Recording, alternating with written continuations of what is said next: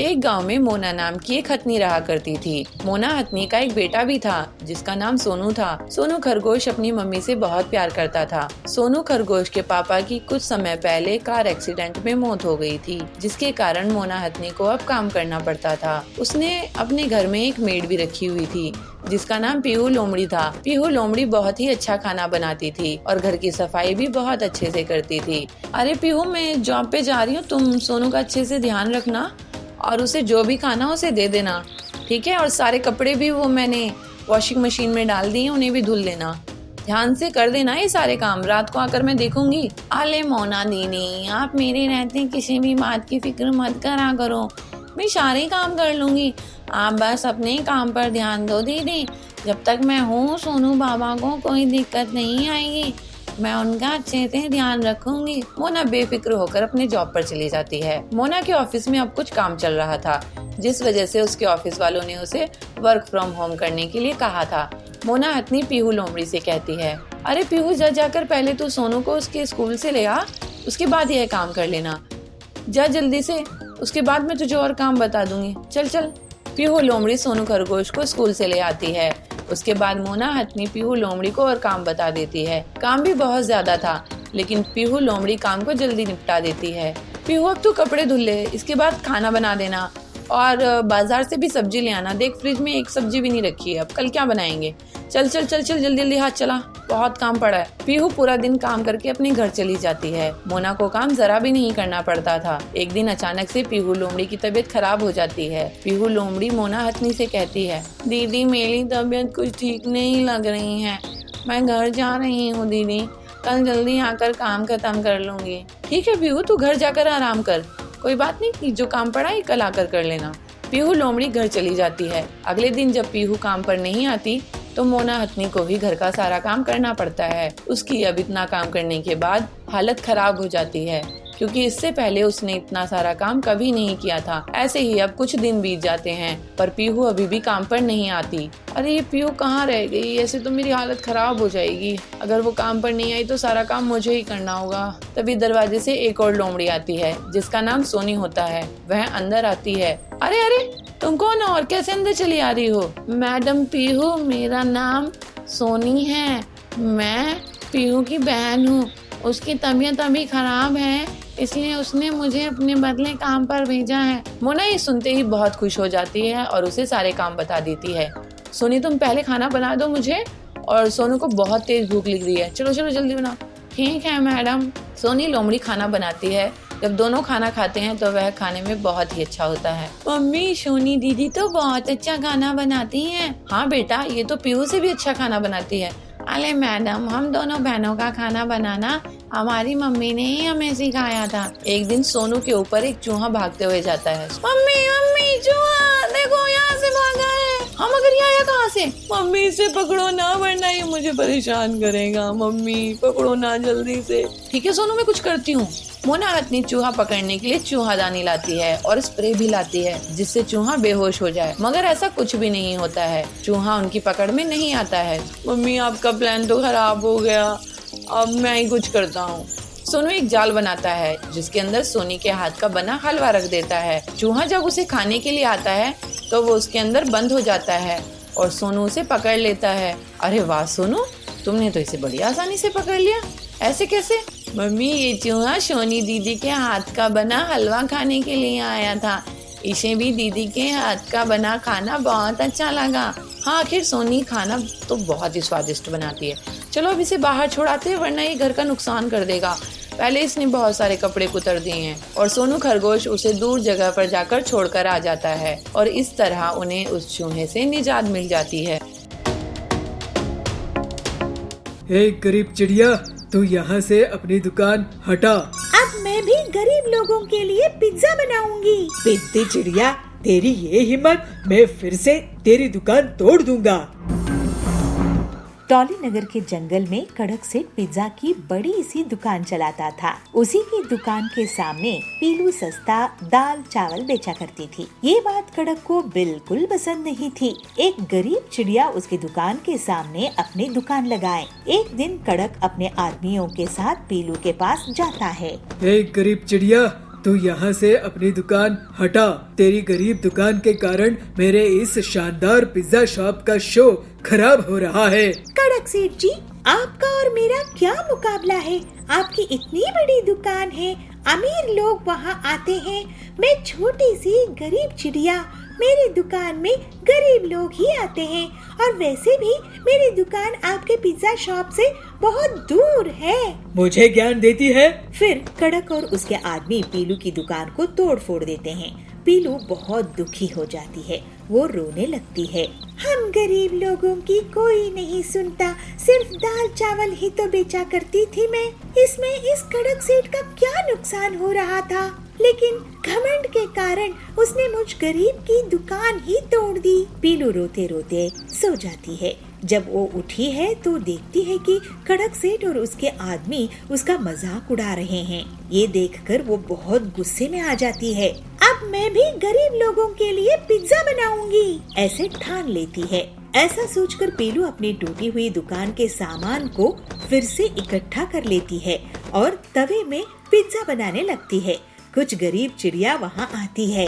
अरे पीलू बहन, तुम भी पिज्जा बना रही हो? ये तो हम खा ही नहीं पाएंगे, बहुत महंगे होते हैं ना ये, अमीर लोगों का खाना है ये। नहीं बहन, मैं पिज्जा सस्ते दामों में ही दूंगी और इतनी टेस्टी कि अमीर भी इसको खाने आएंगे। फिर थोड़े ही दिनों में पीलू का पिज्जा बहुत फेमस हो गया और गरीब लोगों के साथ अमीर भी उसकी दुकान में आने लगे। एक दिन पीलू के घर के पास दबंग जाबाज पहुंचता है। पीलू, मैं तुम्हारी दुकान में नहीं आ पाया, लेकिन मुझे तुम्हारा पिज्जा खाना है। लेकिन अगर मुझे पिज्जा पसंद नहीं आया तो मैं तुम्हें पैसे नहीं दूंगा। मैं आपको अभी एक पिज्जा बना कर देती हूँ जाबाज जी, आपको जरूर पसंद आएगा। जाबाज को पीलू के पिज्जा बहुत पसंद आते हैं और वो उसकी तारीफ करके उसको पैसे देकर चला जाता है। इसको देखकर कड़क गुस्से में आ जाता है और फिर से अपने गुंडों के साथ पीलू की दुकान तोड़ने जाता है। पिद्दी चिड़िया, तेरी ये हिम्मत, मैं फिर से तेरी दुकान तोड़ दूंगा। लेकिन तभी वहाँ पर जाबाज आ जाता है और अकेले ही कड़क और उसके गुंडों को पिटाई कर देता है। अरे भागो, जाबाज से तो कोई नहीं बच सकता। इसके बाद जाबाज के डर से कड़क जंगल छोड़कर भाग जाता है और पीलू अपनी मेहनत और लगन के कारण पिज्जा की बड़ी सी दुकान खोल लेती है। लेकिन फिर भी गरीब लोगों को वो सस्ते दामों में ही पिज्जा बेचा करती थी। इस तरह से पीलू हंसी खुशी रहने लगती है। सुनो पिद्दी चिड़िया, तुम्हें पता है मैं कितना खतरनाक हूँ। जो भी मेरा काम करने से मना करता है उसको मैं मिटा देता हूँ। एक जंगल में पीलू चिड़िया अपने पति बबलू के साथ रहा करती थी। ऐसे ही एक बार गर्मी के मौसम में पीलू को 2 अंडे होते हैं। दोनों पति पत्नी उन अंडों का बहुत अच्छे से ख्याल रखते हैं। एक बार पीलू अपने पति से कहती है, सुनिए बहुत गर्मी बढ़ रही है, हम लोग ने तो कैसे भी घास फूस के इस घोंसले में अपना जीवन काट लिया। हम तो गर्मी सह लेते हैं, लेकिन इन अंडों का क्या होगा? इतनी गर्मी में हमें अपने बच्चों का ख्याल रखना चाहिए। हमारे बच्चों को गर्मी नहीं सताए, इसके लिए हमें कुछ उपाय करना चाहिए। बबलू कहता है, तुम ठीक कह रही हो पीलू, लेकिन मुझे समझ नहीं आ रहा है कि इस बार इतनी गर्मी से बचने के लिए मैं क्या करूं। लेकिन फिर भी मैं कुछ ना कुछ उपाय जरूर करूंगा। तुम चिंता मत करो, लेकिन अगर तुम्हें कुछ ख्याल आए तो मुझे जरूर बताना। इस तरह दोनों गर्मी में अपने बच्चों को लेकर परेशान थे। वे नहीं चाहते थे कि उनके बच्चों को कोई भी परेशानी हो। ऐसे ही कुछ दिन बीत जाते हैं और फिर उन अंडों से 2 बच्चे बाहर आते हैं। पीलू और बबलू अपने बच्चों को देखकर बहुत खुश थे। अरे पीलू, ये तो बहुत सुंदर सुंदर बच्चे हैं, ये देखो, ये तो बिल्कुल तुम पर गया है। एक बार बबलू भोजन की तलाश में जा रहा था, तभी उसे एक तालाब दिखाई देता है। बबलू वहाँ जाकर थोड़ी देर बैठ जाता है। अरे वाह, यहाँ कितनी अच्छी ठंडी ठंडी हवा चल रही है। गर्मी का तो यहाँ पर नामो निशान नहीं है। मैं अभी जाकर पीलू को बताता हूँ। ऐसा सोचकर बबलू अपने घर की ओर चला जाता है। बबलू खुशी खुशी ये बात पीलू को बताता है। पीलू ये बात सुनकर बहुत खुश होती है। पीलू कहती है, ठीक है जी, मैं कल ही आपके साथ उस जगह को देखने चलूंगी। अगले दिन दोनों पति पत्नी उस तालाब की ओर चले जाते हैं। तालाब के पास पहुंचकर पीलू कहती है, आपने बिल्कुल ठीक कहा था जी, यहाँ पर तो बहुत ही ठंडक है। पीलू आसपास देखती है तो उसे एक मिट्टी का ढेर दिखाई देता है, जिसे देखकर वो खुश हो जाती है। अरे पीलू, मिट्टी देखकर क्यों खुश हो रही हो? अजी, आपको पता है क्या, मिट्टी का घर बहुत ठंडा रहता है। मैं इस मिट्टी से एक मटकी बनाऊंगी जिसके अंदर हम अपना घर बनाएंगे। उसकी बात सुनकर बबलू कहता है, वाह पीलू, तुम्हारे दिमाग का तो जवाब नहीं, ये बहुत अच्छा आइडिया है। फिर दोनों मिलकर मटके का घर बनाते हैं और अपने बच्चों के साथ मिलकर तालाब के किनारे रहने लगते हैं। एक तरफ पीलू अपने परिवार के साथ ठंडे मकान में रह रही थी। पूरे जंगल में सभी पक्षी गर्मी से परेशान थे। एक दिन कालू कौआ तालाब में पानी पीने के लिए जाता है। अरे ये क्या, ये पीलू तो मटके के घर में रह रही है। वो पीलू के घर के पास जाकर उसे आवाज लगाता है, पीलू, ओ पीलू बहन, जरा बाहर तो आना। अरे पीलू बहन, तुम तो बहुत चालाक निकली, यहाँ तालाब के किनारे मटके के घर में रह रही हो और मैं वहाँ बाहर गर्मी में रह रहा हूँ। पीलू बहन, मैं गर्मी से जल रहा हूँ, तुम मेरे लिए भी ऐसा ही मटका घर बना कर दो। अगर तुमने ऐसा नहीं किया तो मैं तुम्हारा मटका घर तोड़ दूंगा। पीलू ये सुनकर डर जाती है। कालू भैया, ये तुम कैसी बातें कर रहे हो? अगर आपको मटका का घर चाहिए तो आप खुद ही क्यों नहीं बना लेते हो? मेरे छोटे छोटे बच्चे हैं, मेरे पास इतना समय नहीं है कि मैं तुम्हारे लिए मटके का घर बना कर दूं। सुनो पिद्दी चिड़िया, तुम्हें पता है मैं कितना खतरनाक हूँ। अगर मुझे तुमने मटके का घर नहीं बना के दिया तो इसका अंजाम बहुत बुरा होगा। जो भी मेरा काम करने से मना करता है उसको मैं मिटा देता हूँ। 2 दिनों बाद मैं फिर से आऊँगा, मुझे मेरा घर तैयार चाहिए। इस तरह से पीलू को धमकाकर कालू वहाँ से चला जाता है। पीलू सोचती है, अरे अब मैं क्या करूँ, ये कालू ने तो मुझे मुसीबत में डाल दिया है। पीलू मिट्टी इकट्ठा करके कालू के लिए मटकी का घर बनाती है। 2 दिनों बाद कालू फिर से उसके पास जाता है। क्यों रे पीलू, क्या तूने मेरे लिए मटके का घर बनाया कि नहीं? पीलू कहती है, हाँ कालू भैया, वो देखो, वो रहा तुम्हारा मटके का घर। फिर कालू अपने मटके के घर में जाकर बहुत खुश हो जाता है। कालू सोचता है, अरे वाह, इस मटके के घर में कितनी ठंडक है। अगर मैंने इस चिड़िया को डराया नहीं होता तो ये मेरे लिए मटके का घर नहीं बनाती। लेकिन जब सभी पक्षियों को पता चलता है कि कालू ने पीलू को डराकर अपना घर बनवाया तो वे नाराज हो जाते हैं और कालू को धमकाते हैं। फिर कालू को अपना मटकी का घर बनाने के लिए पीलू को पैसे देने पड़ते हैं। कुछ समय बाद सभी पक्षी पीलू से पैसे देकर मटकी का अपना अपना घर बना लेते हैं। इस तरह से पीलू सबके लिए मटके का घर बनाकर बहुत खुश होती है। इससे उसकी आमदनी भी हो जाती है। फिर वे सब गर्मी के मौसम में खुशी खुशी रहते हैं। सुंदर जंगल में शेरा का बहुत आतंक था। सभी जानवर उसके गुस्से से बहुत डरते थे। उसी जंगल में एक समझदार खरगोश रिंकू रहता था। रिंकू हमेशा अपनी चालाकी से बड़े बड़े जानवरों से अपनी जान बचा लेता था, लेकिन वो हमेशा दूसरे छोटे जानवरों की मदद करता था। इस वजह से सभी जानवर उसको बहुत पसंद करते थे। एक दिन रिंकू जंगल में टहल रहा था, तभी उसे छोटू और उसकी पत्नी दिखाई दिए। छोटू भैया, छोटी भाभी, कहाँ घूम रहे हो? कुछ नहीं रिंकू, हम तो ताजी घास और फलों की तलाश में आए हैं। यहाँ की घास तो बहुत हरी भरी है, हम तो सोच रहे थे कि यहीं पास बस जाए। आप लोग क्या शेरा के बारे में नहीं सुने हो? ये उसी का इलाका है। अगर उसने आप दोनों को देख लिया तो आपकी खैर नहीं। शेरा तो बहुत ही क्रूर है। तभी वहाँ शेरा का दहाड़ने की आवाज आती है और सब डर जाते हैं। सुनिए जी, ये तो शेरा की दहाड़ है, अब क्या होगा? आप दोनों उस पेड़ के पीछे से भाग जाओ। और फिर दोनों पति पत्नी एक पेड़ के पीछे से भाग जाते हैं। रिंकू खरगोश, यहाँ पर 2 जानवर आए थे, मैं उनका शिकार करने आया हूँ। क्या तुमने उन्हें देखा है? जी शेरा जी, मैंने उन्हें उस रास्ते से जाते हुए देखा।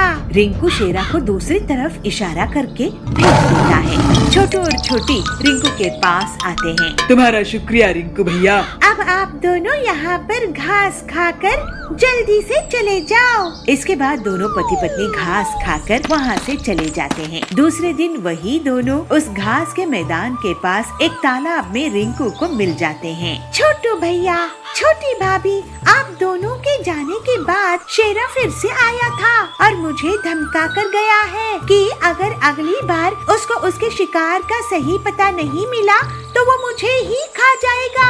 आपने हमारी जान बचाने के लिए अपनी जान खतरे में डाली भैया, आपका बहुत धन्यवाद। दोनों पति पत्नी वहाँ से भाग जाते हैं। तो शेर वहाँ पे आकर कहता है, रिंकू तू, मुझे यहाँ और भी जानवरों की आवाजें आ रही थी, तू किससे बात कर रहा था? जरा बताना मुझे, मेरी धमकी याद है ना? अगर तू मुझे सच नहीं बताएगा तो आज तो मैं तुझे ही खा जाऊंगा। रिंकू बहुत डर जाता है। वो सोचने लगता है, शेरा बहुत ताकतवर है और इससे हर बार झूठ बोलने का एक ही मतलब है कि इसकी दावत बन जाना। अब मैं क्या करूं? मेरी भी जान खतरे में है। सच कहूंगा तो पति पत्नी मारे जाएंगे, झूठ बोला तो मैं मारा जाऊंगा। लेकिन आखिर हम सब कब तक इस शेरा से डर के रहेंगे? सोच क्या रहा है? जवाब दे। शेरा जी, मैं पानी से बात कर रहा था, आप भी बात करके देख लो। पानी से? पानी में क्या है? आप ही देख लो, उसमें शायद आपको शिकार करने के लिए कोई मिल जाए। शेरा पानी में झांक कर देखता है। मुझे तो कुछ नहीं दिख रहा है। रिंकू इशारों से छोटू और छोटी को बुलाता है। ध्यान से आगे जाकर देखो शेरा जी, आपका शिकार है वहाँ।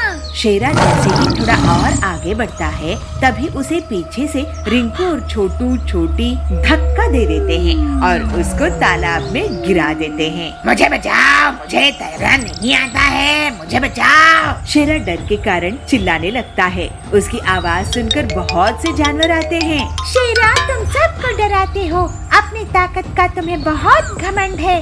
अगर तुम हम सबको तंग करना छोड़ोगे तभी तुम्हें बचाएंगे। इसको मत बचाओ रिंकू। नहीं छोटू भाई, पूरे जंगल के सामने ये मदद मांगकर साबित कर चुका है कि इसको भी डर लगता है। मैं वादा करता हूँ कि मैं तंग नहीं करूँगा। और फिर सबके सामने रिंकू रस्सी फेंककर शेरा को बचाता है।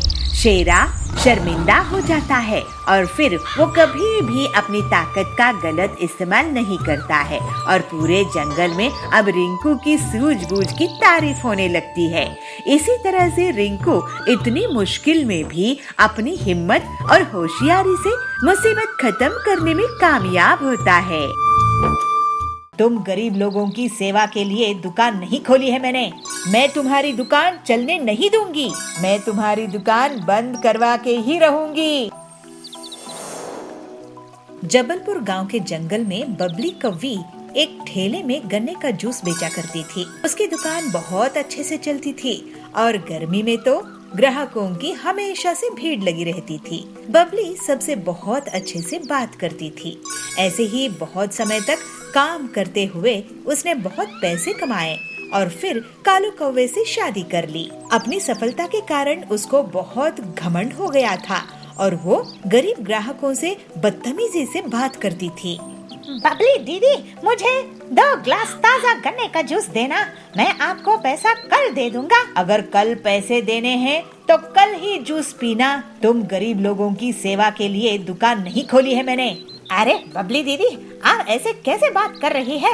मैं तो आपका रेगुलर ग्राहक हूँ। देखो बंटी भैया, पैसे रखो और जूस पियो। और हाँ, आज से गर्मी शुरू हो रही है ना, आज से 20 रुपया ग्लास नहीं बल्कि 40 रुपया ग्लास गन्ने का जूस मिलेगा। इस तरह से बबली बहुत घमंड हो चुकी थी। गरीब ग्राहकों से पैसे रखवाती थी, फिर गन्ने का जूस देती थी। कोई गन्ने का जूस नहीं बेचा था जिसकी बबली फायदा उठा रही थी। लेकिन अगले ही दिन बबली की दुकान के सामने पीलू चिड़िया अपना गन्ने का जूस का ठेला खोलती है। उसकी दुकान चलती देखकर बबली उसे जलने लगती है। पीलू चिड़िया, तुम मेरे ठेले के सामने गन्ने का जूस क्यों बेच रही हो? मैं तुम्हारी दुकान चलने नहीं दूंगी। अरे सुंदरी दीदी, गुस्सा मत करो। जंगल में इतने ग्राहक हैं कि हम दोनों की दुकान अच्छे से चल सकती है। पीलू की बातें सुनकर बबली चुप हो जाती है। पीलू अपने ग्राहकों से बहुत अच्छे से बात करती थी, जबकि बबली अभी भी बहुत घमंड से रहती थी। जल्द ही पीलू की दुकान में भीड़ लगने लगती है, क्योंकि वो गन्ने का जूस को सिर्फ 15 रुपए में बेचा करती थी। ये पीलू तो बहुत ही चालाक निकली, सस्ते दामों में जूस बेच रही है।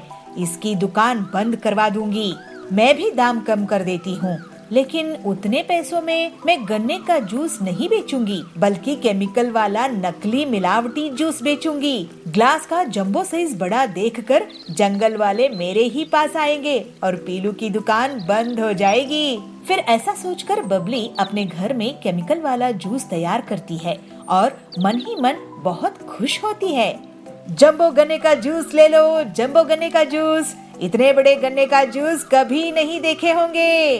जंगल के पक्षी बबली की आवाज सुनकर उसकी दुकान की तरफ भागते हैं और ग्लास का साइज देखकर लालच में आ जाते हैं और सिर्फ कुछ ही मिनट्स में बबली के जंबो गन्ने का जूस बिक जाता है। देखा पीलू चिड़िया, मुझसे पंगा लेने का नतीजा, मैं तुम्हारी दुकान बंद करवा के ही रहूंगी। उसी दिन से पीलू की दुकान में ग्राहकों की कमी होने लगती है और अगले दिन से तो कोई भी उसकी दुकान नहीं जाता है।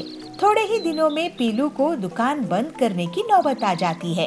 तभी एक दिन डॉक्टर हरिया उसकी दुकान पहुंचते हैं। पहले मुझे एक गिलास जूस देना, बबली की दुकान में भीड़ है, मुझे लेट हो रहा है, नहीं तो मैं उसी की दुकान में जाता। ये लीजिए डॉक्टर सर। अरे वाह, ये बहुत ताज़ा है। ऐसा करो, तुम मेरे हॉस्पिटल में रोज 20 गिलास भेज दिया करो मरीज के लिए। पीलू ये सुनकर बहुत खुश हो जाती है और हरिया के मरीज उसके गन्ने का ताज़ा जूस पीकर ठीक हो जाते हैं। लेकिन तभी वहाँ बबली की दुकान से गन्ने का जूस पीने वाले पक्षी आते हैं और उल्टियाँ करने लगते हैं। अरे ये क्या, इन्हें तो उल्टियाँ हो रही है। उनका टेस्ट होता है और उनसे हरिया पूछता है कि वो लोग क्या खाए पिए थे। तब वो बताते हैं कि रोज वो बबली के यहाँ जूस पीते हैं।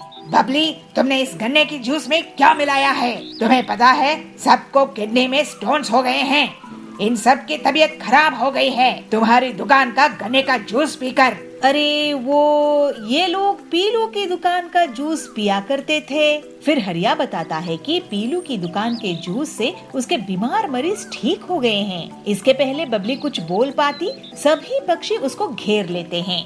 बबली, तुम हमसे इतना सारा पैसा लेती हो गन्ने के जूस का, लेकिन ये जहर बेच रही हो। वो पीलू कम दाम में भी हमें स्वादिष्ट और सेहतमंद गन्ने का जूस पिलाती है। अब तुम्हें इसका हर्जाना भुगतना होगा। ऐसा कहकर सभी पक्षी बबली को पुलिस के हवाले कर देते हैं। पीलू पूरी ईमानदारी के साथ स्वादिष्ट गन्ने का जूस बेचना जारी रखती है और जंगल वाले उसकी बहुत तारीफ करते हैं। अब जंगल में बस उसी की गन्ने का जूस का दुकान थी।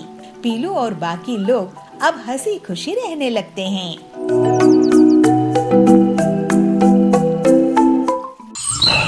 सुंदर जंगल में शेरा का बहुत आतंक था। सभी जानवर उसके गुस्से से बहुत डरते थे। उसी जंगल में एक समझदार खरगोश रिंकू रहता था। रिंकू हमेशा अपनी चालाकी से बड़े बड़े जानवरों से अपनी जान बचा लेता था, लेकिन वो हमेशा दूसरे छोटे जानवरों की मदद करता था। इस वजह से सभी जानवर उसको बहुत पसंद करते थे। एक दिन रिंकू जंगल में टहल रहा था, तभी उसे छोटू और उसकी पत्नी दिखाई दिए। छोटू भैया, छोटी भाभी, कहाँ घूम रहे हो? कुछ नहीं रिंकू, हम तो ताजी घास और फलों की तलाश में आए हैं। यहाँ की घास तो बहुत हरी भरी है, हम तो सोच रहे थे कि यहीं पास बस जाए। आप लोग क्या शेरा के बारे में नहीं सुने हो? ये उसी का इलाका है। अगर उसने आप दोनों को देख लिया तो आपकी खैर नहीं। शेरा तो बहुत ही क्रूर है।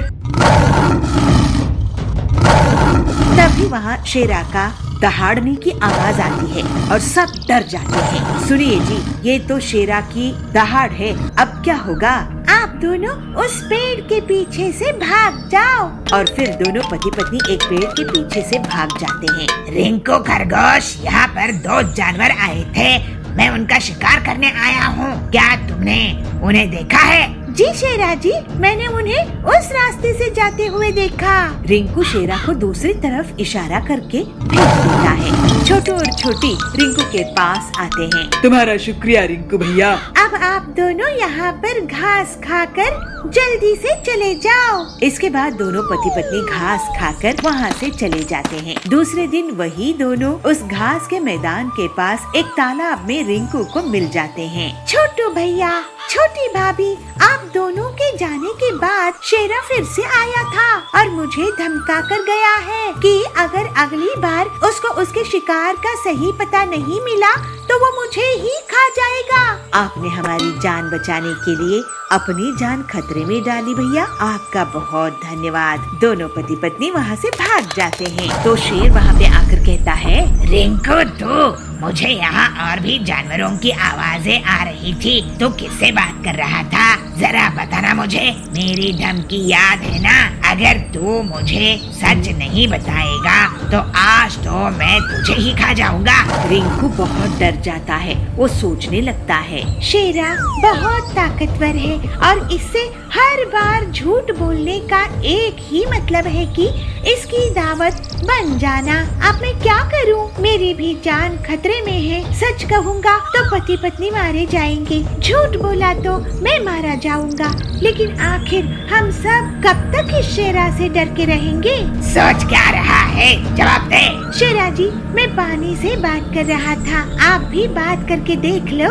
पानी से? पानी में क्या है? आप ही देख लो, उसमें शायद आपको शिकार करने के लिए कोई मिल जाए। शेरा पानी में झांक कर देखता है। मुझे तो कुछ नहीं दिख रहा है। रिंकू इशारों से छोटू और छोटी को बुलाता है। ध्यान से आगे जाकर देखो शेरा जी, आपका शिकार है वहाँ।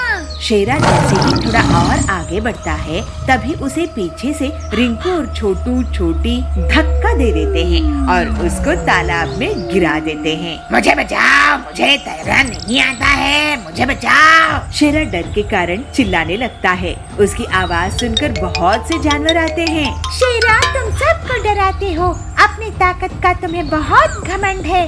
अगर तुम हम सबको तंग करना छोड़ोगे तभी तुम्हें बचाएंगे। इसको मत बचाओ रिंकू। नहीं छोटू भाई, पूरे जंगल के सामने ये मदद मांगकर साबित कर चुका है कि इसको भी डर लगता है। मैं वादा करता हूँ कि मैं तंग नहीं करूँगा। और फिर सबके सामने रिंकू रस्सी फेंककर शेरा को बचाता है। शेरा शर्मिंदा हो जाता है और फिर वो कभी भी अपनी ताकत का गलत इस्तेमाल नहीं करता है और पूरे जंगल में अब रिंकू की सूझबूझ की तारीफ होने लगती है। इसी तरह से रिंकू इतनी मुश्किल में भी अपनी हिम्मत और होशियारी से मुसीबत खत्म करने में कामयाब होता है। अरे मुझे पागल समझ के रखी हो क्या पीलू चिड़िया? मैं तुम्हें सीक्रेट क्यों बताऊं? मैं अपना क्या नुकसान कर लूं? अभी चलो भागो यहाँ से। अरे ये कालू क्या कर रहा है? पक्षियों के अंडे क्यों चुरा रहा है? एक जंगल में पीलू चिड़िया अपने पति बबलू के साथ रहा करती थी। पीलू वड़ा पाव बेचकर अपना घर का खर्च चलाया करती थी। जंगल के पक्षी पीलू चिड़िया के ठेले से वड़ा पाव खरीदकर मजे से खाते थे। पीलू के वड़ा पाव की बिक्री देखकर कालू कौवा उससे बहुत जलता था और एक दिन कालू कौवे ने भी अपना ठेला पीलू के ठेले के सामने लगा दिया। कालू आवाज लगाकर वड़ा पाव बेचना शुरू कर देता है। आओ आओ, वड़ा पाव खाओ, गर्मा गर्म पंजाबी वड़ा पाव खाओ। अरे हरिया काका इधर आओ, वहाँ कहाँ जा रहे हो? वड़ा पाव खाने? अरे मेरा वड़ा पाव खाओगे तो सब खाना भूल जाओगे। इस तरह से कालू के आवाज देने पर हरिया काका उसके पास जाते हैं। अरे कालू, तूने भी वड़ा पाव की दुकान लगा ली? देखूं तो सही तेरे वड़ा पाव में कितना दम है, जरा एक प्लेट दे। अगर अच्छे नहीं हुए तो मैं तुझे पैसे नहीं दूंगा। अरे हरिया काका, एक बार खा के तो देखो, डबल लोगे। फिर हरी काका कालू के वड़ा पाव खाता है और उसकी बहुत तारीफ करता है। अरे वाह कालू, तूने तो बहुत ही कमाल के वड़ा पाव बनाए हैं। अब से मैं तेरी ही दुकान में आऊंगा। इसके बाद से तो कालू की दुकान निकल ही पड़ी। जो भी पक्षी उसके वड़ा पाव खाता उसकी बहुत तारीफ करता। कालू की दुकान चलने से पीलू को अपने वड़ा पाव बेचने में परेशानी आने लगी। इस तरह कई दिन निकल जाते हैं। पीलू को बहुत नुकसान होता है क्योंकि अब उसके ठेले में कोई भी पक्षी नहीं जाता था। पीलू सोचती है मैं ऐसा क्या करूं जिससे मेरे ठेले में फिर से भीड़ लगनी शुरू हो जाए, फिर से लोग मेरे वड़ा पाव खाने लग जाएं। मुझे कुछ न कुछ करना ही होगा, नहीं तो मेरी दुकान ही बंद हो जाएगी। ऐसा सोचकर पीलू कालू कौवे के पास जाती है और कालू से कहती है, कालू भैया आप वड़ा पाव में ऐसा क्या मिलाते हो जिससे सभी आपके यहाँ वड़ा पाव खाने आने लगे हैं? आप भी अगर मुझे सीक्रेट बता दो तो मैं कहीं दूर जाकर वड़ा पाव का ठेला लगा लूंगी, जिससे मेरी भी आमदनी फिर से शुरू हो सके। ऐसा सुनकर कालू उस पर गुस्सा करता है। अरे मुझे पागल समझ के रखी हो क्या पीलू चिड़िया? मैं तुम्हें सीक्रेट क्यों बताऊं? मैं अपना क्या नुकसान कर लूं? अभी चलो भागो यहाँ से। इस तरह से पीलू दुखी होकर वापस अपने ठेले पर आती है और सोचती है लगता है अब तो मुझे अपना ठेला बंद करना ही होगा। फिर पीलू शाम में अपनी दुकान बंद करके घर की ओर लौट रही थी। तभी पीलू की नजर कालू पर पड़ती है और पीलू कालू का पीछा करने लगती है। वो देखती है कि कालू दूसरे पक्षियों के घोंसले से उनके अंडे चुरा रहा है। पीलू सोचती है अरे ये कालू क्या कर रहा है, पक्षियों के अंडे क्यों चुरा रहा है। फिर पीलू कालू का पीछा करते हुए उसके घर तक पहुंच जाती है और देखती है कालू अंडों को ले जाकर वड़ा पाव के मसाले में फोड़कर मिला देता था। पीलू ये देखकर चौंक जाती है। वो सोचती है ओह ये राज है कालू के वड़ा पाव के स्वादिष्ट होने का, ये तो बहुत गलत बात है। फिर पीलू तुरंत उड़कर पक्षियों के पास जाती है और उन्हें पूरा सच सच बता देती है। चिड़िया पीलू से कहती है, पीलू बहन कल ही मेरे दोनों अंडे चोरी हो गए थे, मुझे लगा कि दुष्ट चीलू ने उन्हें चुरा कर ले गया है। दूसरी चिड़िया कहती है, हाँ बहन परसों मेरे भी अंडे मेरे घोंसले से गायब हो गए थे, मुझे लगा कि कोई नाग सांप लेके चला गया है। हरिया काका कहते हैं, चलो चलकर हम उस बदमाश कालू को पकड़ते हैं और उसकी अच्छे से पिटाई करते हैं, वो हमारे अंडे हमें ही खिला रहा है। फिर सभी पक्षी कालू के घर पर धावा बोल देते हैं, क्यों रे कालू तू कितना बदमाश है, तू हमारे अंडे चुराकर हमें ही वड़ा पाव में मिलाकर खिला रहा था, अरे तुझे शर्म है कि नहीं? हाँ कालू भैया तुमको शर्म है कि नहीं? ये क्या तरीका है, तुम हमारे बच्चों को मार रहे हो, उन्हें पैदा ही होने नहीं दे रहे हो और उन्हें हमें ही खिला रहे हो, तुम इस जंगल में रहने के लायक नहीं हो। इतना कहकर पक्षी कालू की बुरी कदर पिटाई कर देते हैं। पिटाई खाकर कालू जंगल छोड़कर भाग जाता है। कालू के भाग जाने के बाद से सभी पक्षियों के अंडे फिर से सुरक्षित हो जाते हैं और पीलू की वड़ा पाव की दुकान एक बार फिर से चल पड़ती है। अब पीलू अपनी मेहनत से अच्छा खासा पैसा कमाने लगती है। इस तरह सभी पक्षी अब खुशी खुशी रहने लगते हैं।